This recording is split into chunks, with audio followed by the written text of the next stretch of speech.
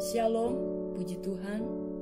Seluruh jemaat yang berada di rumah masing-masing, kita percaya kita boleh ada hari ini, semua karena kasih karunia dan perlindungan Tuhan. Mari kita mau siapkan hati kita untuk memuji dan mendengarkan firman Tuhan. Tuhan Yesus memberkati. Haleluya, puji Tuhan. Selamat pagi, pagi hari kita mau sama-sama datang di dalam hadirat Tuhan. Mari kita tundukkan kepala kita berdoa. Bapa kami dalam kerajaan surga, kami datang ke hadirat Tuhan. Kami mau memuji, menyembah Engkau. Kami tahu Tuhan, Engkau ada di tengah kami Tuhan. Engkau siap memberkati kami, Engkau siap melayani kami Tuhan. Baik kami yang ada di rumah maupun kami yang ada di tempat ini. Tuhan Yesus, kami percaya Tuhan, ketika kami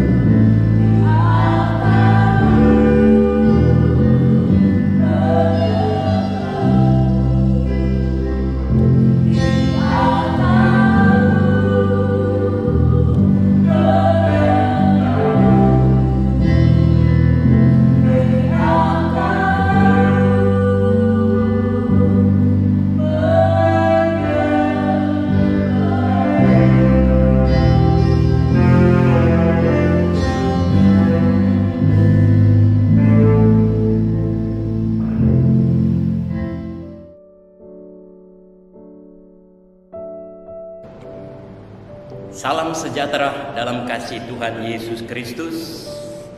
Kembali pagi hari ini kita mengadakan ibadah online. Saudaraku yang dikasih oleh Tuhan,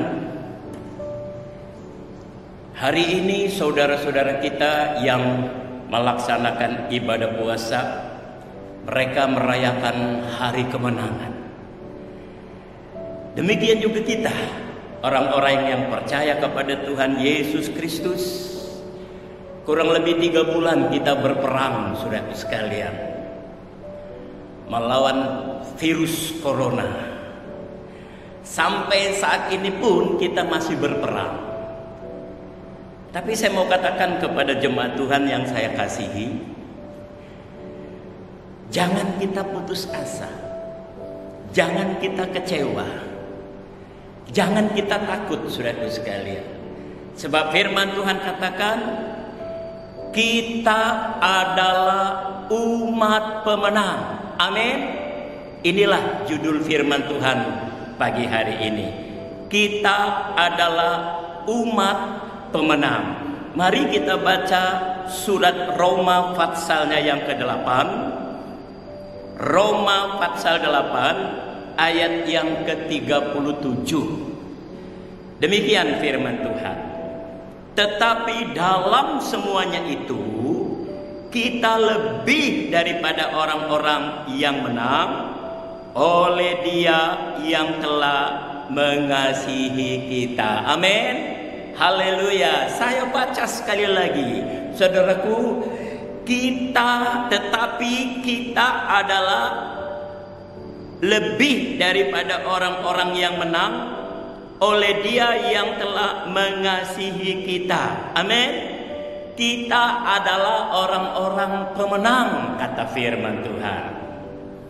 Nah, atas dasar inilah maka saya sangat yakin dan percaya kita pasti menang menghadapi virus corona. Amin.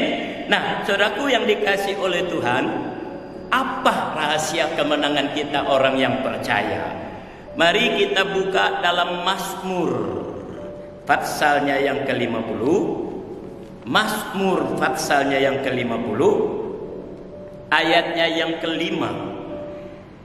Firman Tuhan berkata demikian, bawalah kemari orang-orang yang kukasihi, yang mengikat perjanjian dengan aku berdasarkan korban sembelihan.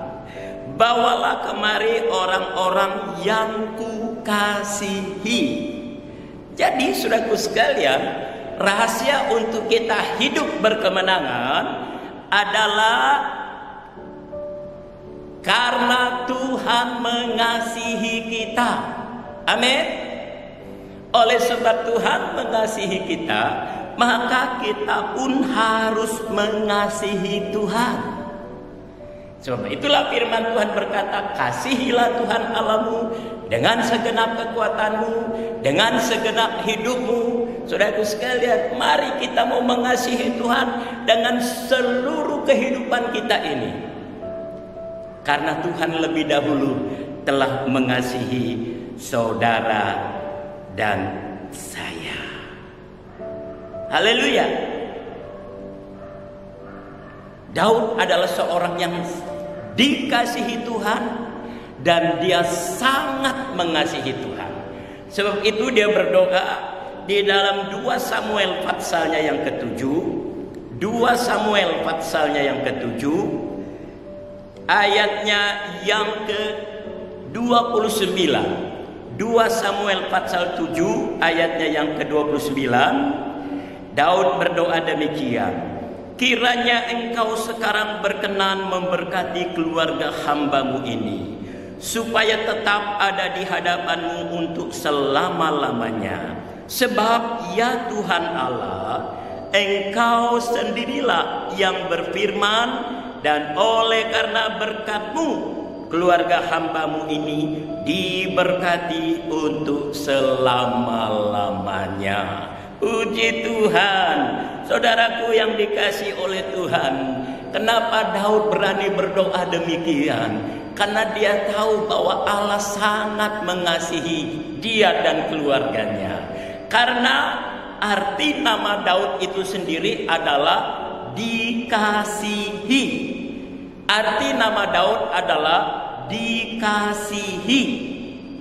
Saudara, kalau kita lihat sejarah atau riwayat kehidupan Daud, Daud adalah anak yang diabaikan oleh orang tuanya. Mazmur 27, coba kita lihat Mazmur pasalnya yang ke-27, ayatnya yang ke-10. Mazmur 27 ayatnya yang ke-10, Daud berkata demikian, sekalipun ayahku dan ibuku meninggalkan aku, namun Tuhan menyambut aku.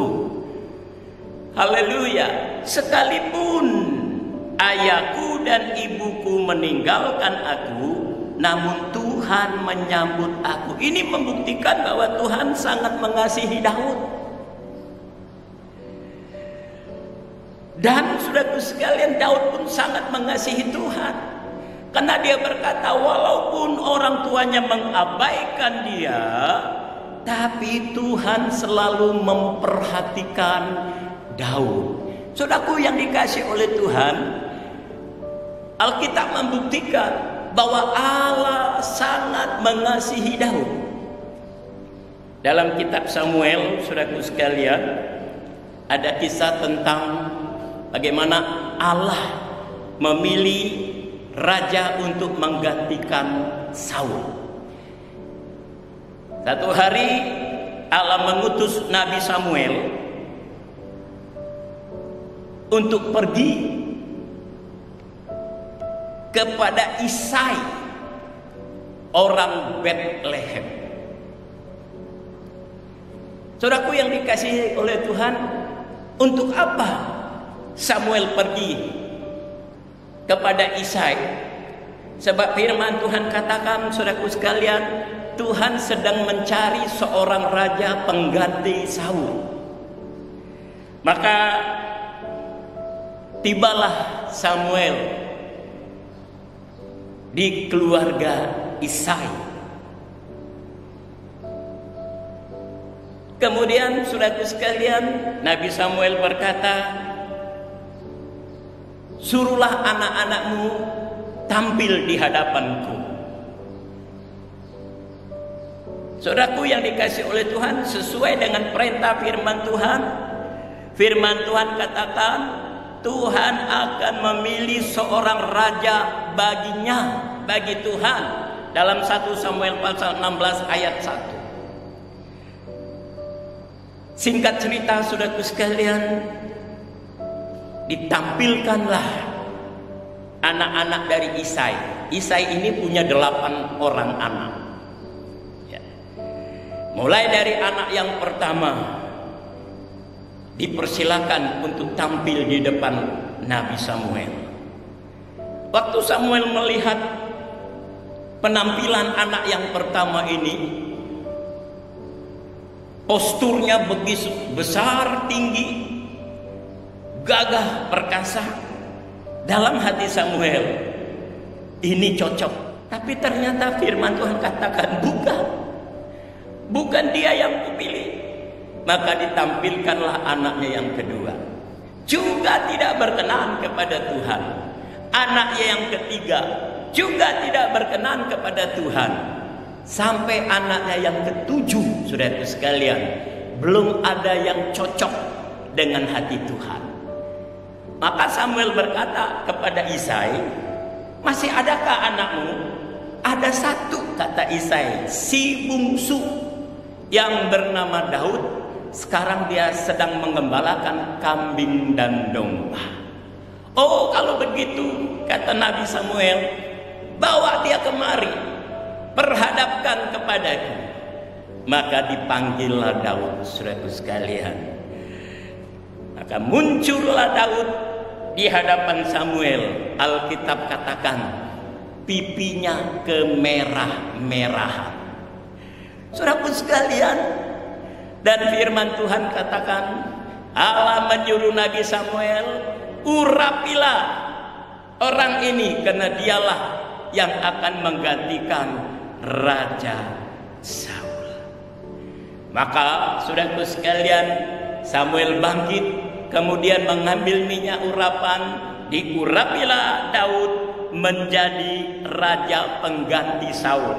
Dan Alkitab katakan sejak saat itu dan seterusnya berkuasalah roh Tuhan atas Daud. Pertanyaannya saudaraku sekalian, ya, dari 8 saudara Daud, kenapa Tuhan memilih Daud yang penampilannya sangat sederhana, pipinya kemerah-merahan saudaraku sekalian, tapi justru itu yang dipilih oleh Allah. Kita lihat di dalam kitab Mazmur pasalnya yang ke-84. Mazmur pasal 84. Kitab Mazmur pasal 84 ayatnya yang ke-11. Firman Tuhan berkata demikian, sebab lebih baik 1 hari di pelataranmu daripada 1000 hari di tempat lain. Lebih baik berdiri di ambang pintu rumah Allahku daripada diam di kemah-kemah orang fasik. Saudaraku yang dikasih oleh Tuhan, alasan Allah memilih Daud, ternyata saudaraku sekalian, Daud itu adalah orang yang sangat mengasihi Tuhan. Haleluya. Daud adalah orang yang sangat mengasihi Tuhan. Terlihat dari cara hidupnya. Saudaraku sekalian, bukankah dia sudah dilantik sebagai seorang raja? Dia punya kedudukan, saudaraku sekalian, sebagai seorang raja. Tentu sebagai seorang raja, saudaraku sekalian, dia punya harta yang melimpah. Tetapi apa yang dikatakan Daud?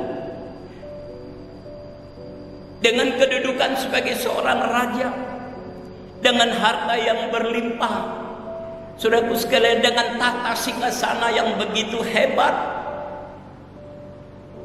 dia berkata apa? Lebih baik 1 hari di pelataranmu daripada 1000 hari di tempat lain. Artinya apa saudaraku sekalian? Kedudukan, harta tidak mengurangi kasih Daud kepada Allah. Justru dia lebih mengasihi Tuhan Allahnya dari kedudukannya sebagai raja, dari tahtanya dan hartanya. Saudaraku yang dikasihi oleh Tuhan, itulah sebabnya Allah memilih Daud untuk menjadi raja menggantikan Saul. Karena ternyata saudaraku sekalian, hidup Daud sangat mengasihi Tuhan. Dia tahu Tuhan mengasihi dia. Oleh sebab itu saudaraku sekalian, dia pun ingin mengasihi Tuhan Allahnya. Saudara, inilah rahasia kemenangan. Kalau kita belajar sejarah kehidupan dari Daud, saudaraku yang dikasih oleh Tuhan, Daud satu-satunya orang yang selalu menang dalam peperangan dan juga dalam menghadapi berbagai masalah hidup. Jadi Daud itu bukan saja menang di medan perang, tetapi saudaraku sekalian, dia mampu mengatasi semua masalah hidupnya. Saudara, Alkitab menjelaskan Daud 13 tahun hidup dalam pelarian. 13 tahun hidup dalam pelarian. Diawali dari istana Saul.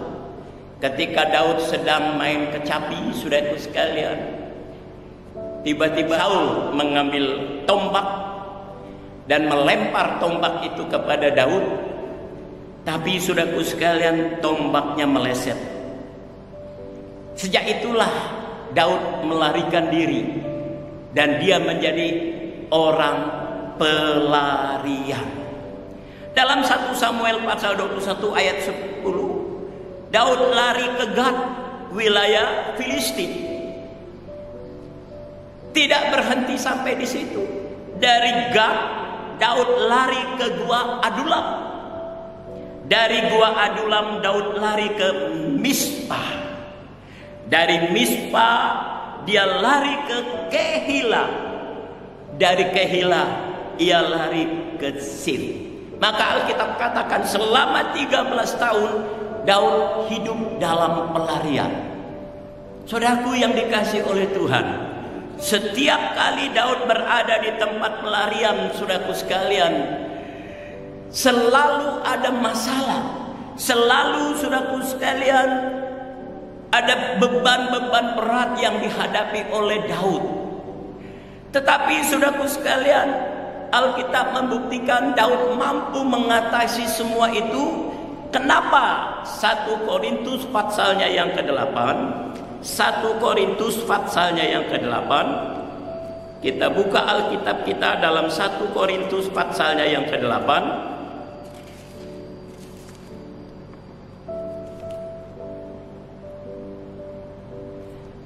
1 Korintus pasal 8 ayatnya yang ketiga. Tetapi orang yang mengasihi Allah, ia dikenal oleh Allah. Saudara, walaupun Daud harus lari dari satu tempat ke tempat lain, dan setiap kali pelariannya itu menimbulkan masalah persoalan yang baru dalam hidupnya, tetapi saudaraku sekalian, Alkitab katakan orang yang mengasihi Allah, ia dikenal oleh Allah. Haleluya. Karena Daud begitu mengasihi Allah, maka Allah sangat memperhatikan Daud. Sehingga saudaraku sekalian, di mana saja dia berada, dimanapun tempat pelariannya, apapun masalah yang dihadapinya, Tuhan senantiasa menyertai Daud. Sebab itulah Daud selalu menang. Saudaraku yang dikasihi oleh Tuhan, jadi kalau kita mau menang dalam menghadapi peperangan dalam hidup ini, sebab saudaraku yang dikasihi oleh Tuhan, selama kita hidup di atas muka bumi ini, kita tidak pernah berhenti berperang. Bahkan Ayub katakan hidup itu adalah pergumulan. Bukankah saudaraku sekalian faktanya bahwa hidup itu betul-betul adalah pergumulan? Masalah tidak pernah habis datang dalam hidup kita. Tapi percayalah saudaraku sekalian, Alkitab katakan bahwa kita adalah umat pemenang. Haleluya. Sekali lagi, kita adalah umat pemenang. Kenapa? Karena Tuhan mengasihi saudara dan saya. Amin. Kiranya Tuhan menolong kita, saudaraku yang dikasihi oleh Tuhan, sehingga kita harus yakin, kita harus percaya, dan taruh itu dalam hati kita, bahwa firman Tuhan katakan kita adalah umat pemenang, karena Tuhan mengasihi kita. Amin. Mari kita berdoa. Terima kasih Bapa dalam sorga, di tengah-tengah pergumulan hidup kami, di tengah-tengah masalah yang silih berganti menimpa hidup kami, tapi kami tidak putus asa, kami tidak kecewa, karena kami percaya firman-Mu berkata, kami adalah umat-umat pemenang karena Allah mengasihi kami. Ayat ini meyakinkan kami, apapun yang kami hadapi dalam hidup ini, kami tidak perlu takut, kami tidak perlu cemas, kami tidak perlu kecewa, karena Yesus sudah memberikan kemenangan dalam hidup kami. Karena Engkau sudah menang mengalahkan maut. Terima kasih Bapa dalam sorga. Biarlah firman Allah meneguhkan hati kami, firman Allah memberikan pengharapan bagi kami, bahwa kami pasti menang. Apapun yang kami hadapi, seberat apapun masalah kami percaya kami adalah umat-umat pemenang. Terima kasih Bapa dalam sorga. Berkatilah umat-Mu yang ada di rumah mereka masing-masing. Kalau Tuhan sudah memberkati kami pada minggu yang lalu, Tuhan yang sama akan memberkati kami mulai hari ini sampai seterusnya. Ketika kami berharap dan bersandar kepada Tuhan, kami akan menjadi pemenang. Terima kasih Bapa. Dan sebentar kami akan berpisah satu dengan yang lain. Kiranya Tuhan tetap menyertai kami. Saudaraku yang dikasihi oleh Tuhan, terimalah berkat dari Allah Bapa, cinta kasih di dalam anaknya yang tunggal Yesus Kristus, serta persekutuan Allah Roh Kudus menyertai kita. Mulai pagi hari ini sampai Maranatha, Yesus datang yang kedua kali.